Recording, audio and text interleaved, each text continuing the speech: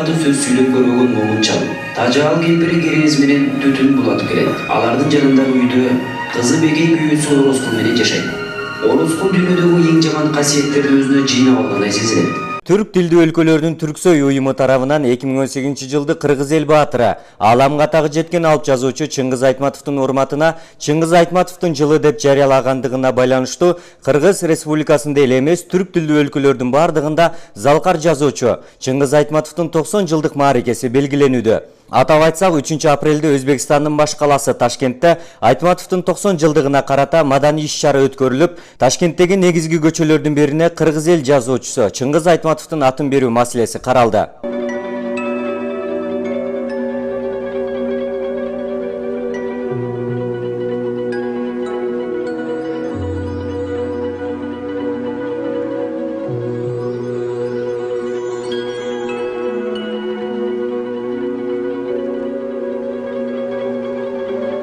Ал эми Кыргыз Республикасынын Маданият, Маалымат жана туризм министрлиги тарабынан Чыңгыз Айтматовдун чыгармаларынан тартылган кинолорго байланыштуу кино кербени уюштурулуп, залкар жазуучунун кинодогу каармандары жер-жерлерде кино сүйүүчүлөрү менен жолугушууда.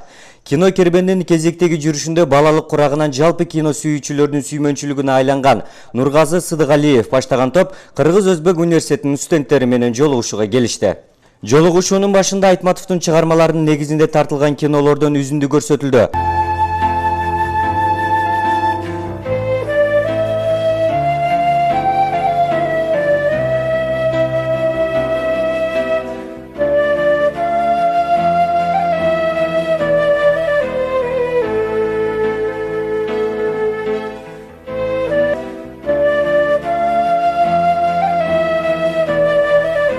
Андан соң кино чеберлери менен жаштардын арасында ээн эркин пикир алышы менен жолугушуу улантылды. Иш-чаранын жүрүшүндө жаштарды кызыктырган негизги маселе катары Айтматовдун чыгармаларына кино тармагынын бүгүнкү күндөгү мамилеси көтөрүлдү. Ошону менен катары эле жаштардын арасынан өткөн кылымдын 70-80-жылдары менен учурда тартылып жаткан кыргыз кинолорунун ортосундагы айырмачылыктар, образ жаратуудагы актерлук чеберчилик боюнча суроолор берилип, келген коноктор тарабынан кызыктуу жоопторду алышты.